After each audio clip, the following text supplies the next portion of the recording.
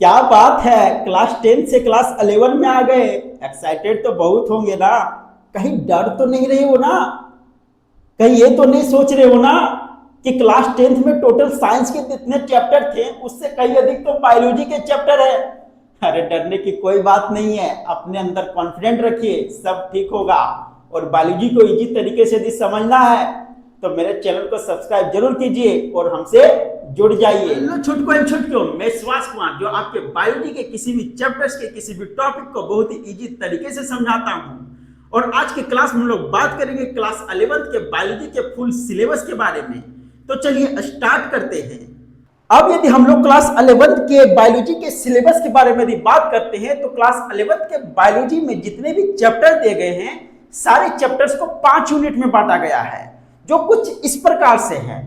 Unit 1 में यदि देखते हैं तो यूनिट 1 में है आपका diversity in the living world. इसमें चैप्टर 1 है आपका द लिविंग वर्ल्ड।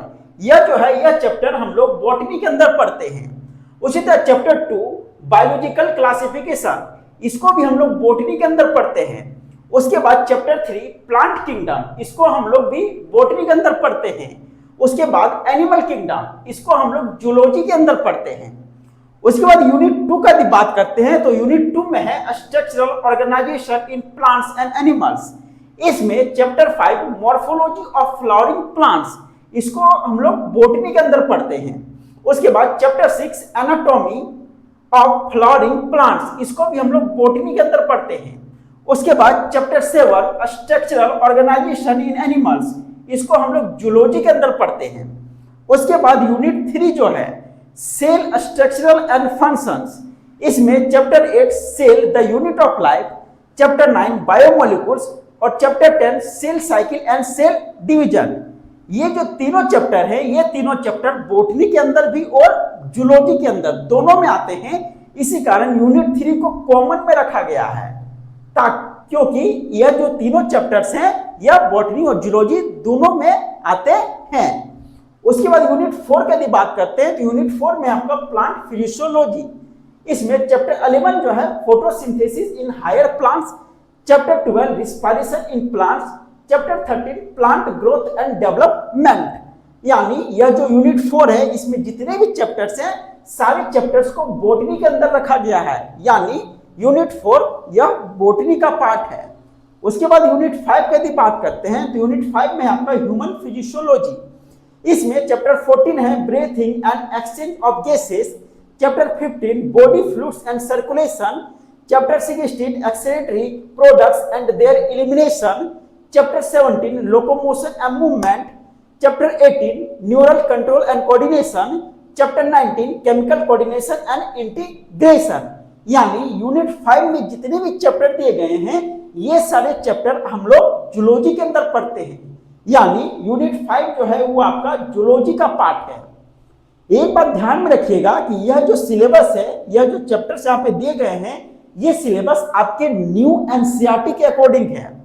आपके ओल्ड एनसीईआरटी में यदि आप देखोगे तो उसमें टोटल 22 चैप्टर्स मिलेंगे, यानी उसमें क्या थे कि प्लांट फिजियोलॉजी में यहाँ पे जो टोटल 3 चैप्टर हैं वहां पे ओल्ड एनसीईआरटी में टोटल 5 चैप्टर थे, और यहाँ पे ह्यूमन फिजियोलॉजी में यहाँ पे टोटल 6 चैप्टर हैं। उसी तरह ओल्ड एनसीईआरटी में टोटल 7 चैप्टर थे। यानी कहने का मतलब क्या हो गया कि न्यू एनसीईआरटी में प्लांट फिजियोलॉजी यानी यूनिट 4 से 2 चैप्टर को रिमूव कर दिया गया है। उसी तरह यूनिट 5 यानी ह्यूमन फिजियोलॉजी से 1 चैप्टर को रिमूव कर दिया गया है। इस बात को थोड़ा ध्यान में रखिएगा। ओके, अब हम लोग जानेंगे कि आखिर जो यह सिलेबस है यानी इसमें जितने भी यूनिट दिए गए हैं सारे यूनिट्स का वेटेज आपके एग्जाम में कितना होगा, यानी प्रत्येक यूनिट से आपके एग्जाम में कितने मार्क्स के क्वेश्चन पूछे जाएंगे। तो यदि आप यहाँ पे देखोगे तो यूनिट 1 से आपके टोटल 15 मार्क्स के क्वेश्चन पूछे जाएंगे। उसके बाद यूनिट 2 का यदि बात करेंगे तो यूनिट 2 से आपका टोटल 10 मार्क्स के क्वेश्चन पूछे जाएंगे। उसी तरह यूनिट 3 का बात करते हैं तो यूनिट 3 से आपके टोटल 15 मार्क्स के क्वेश्चन पूछे जाएंगे। उसी तरह यूनिट 4 से यदि बात करेंगे तो यूनिट 4 से टोटल 12 मार्क्स के क्वेश्चन पूछे जाएंगे।